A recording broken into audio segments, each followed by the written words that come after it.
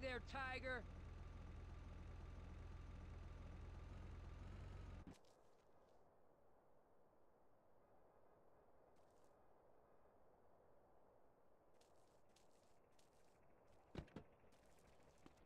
Huge fan. I visit all the places you've recommended, and in a lot of them, they're still talking about you. I even saw posters of you in the customs booth at the airport in the Philippines. You rock! No doubt. I loved Manila.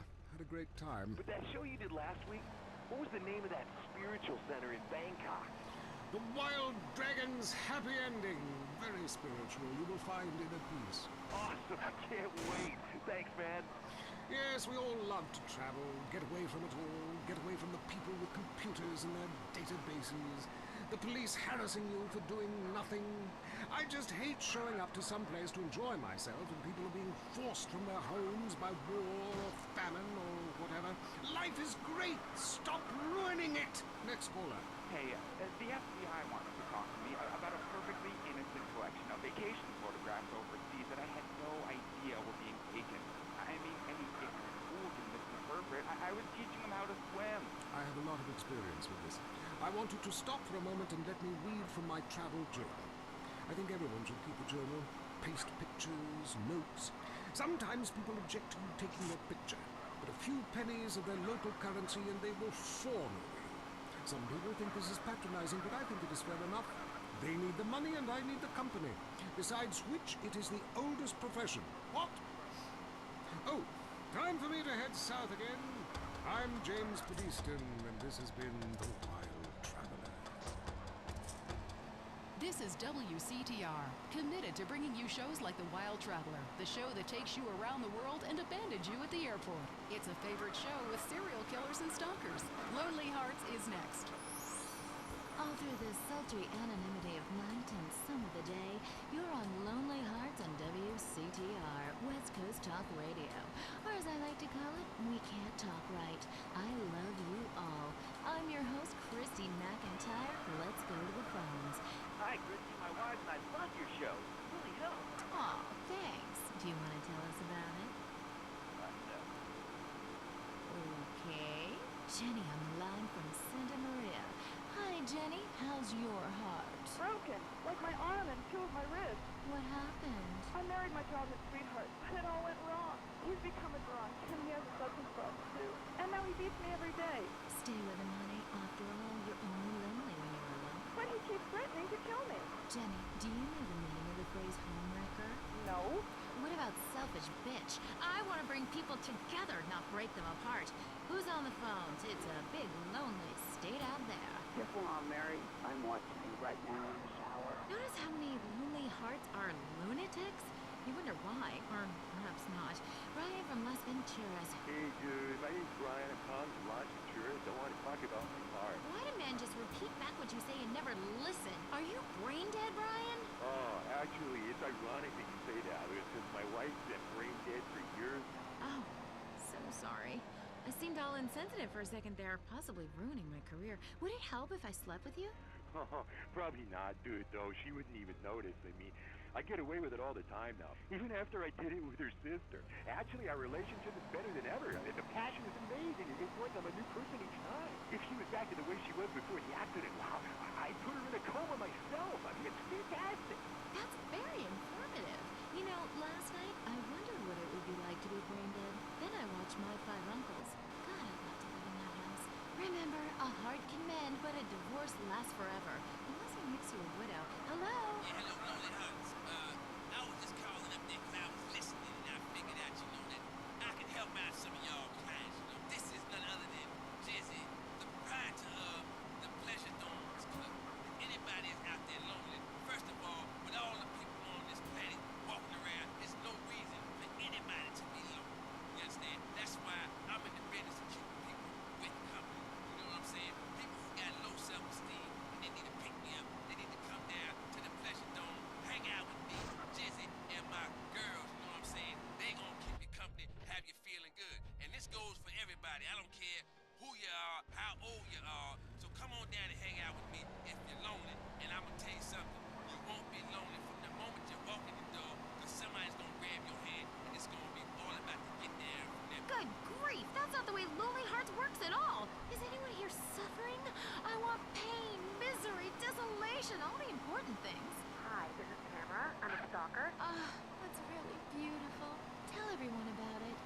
My man, well, I call him that, even though he's broken off all contact and is married to someone else. I killed the gazelle and sent his heart to him in an envelope.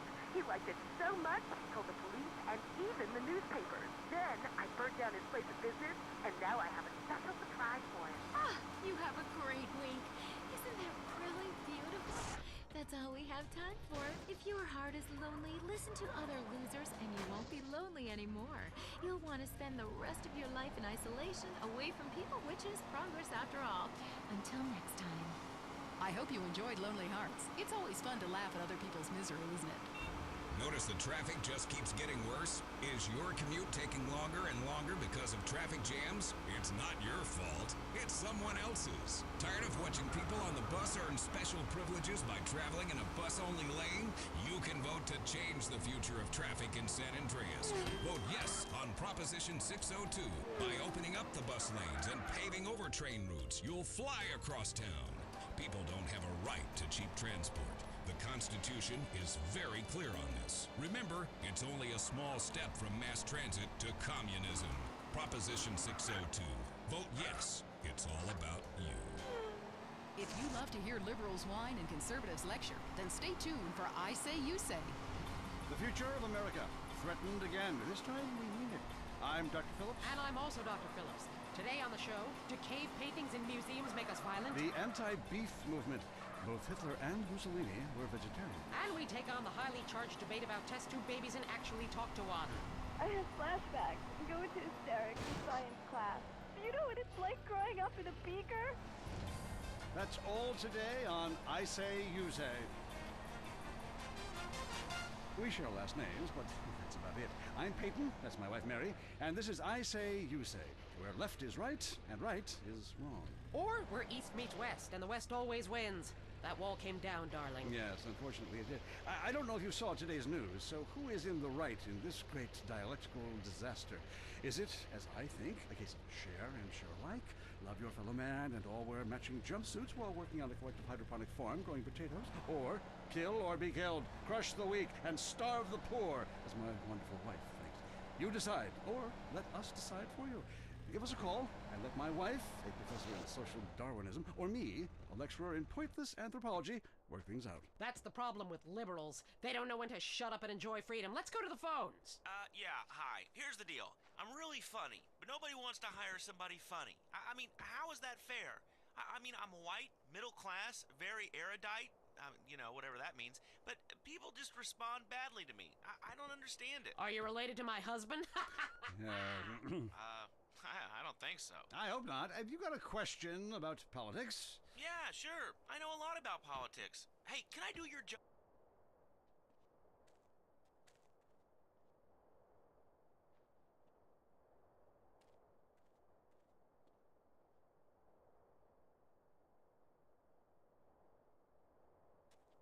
Slow down!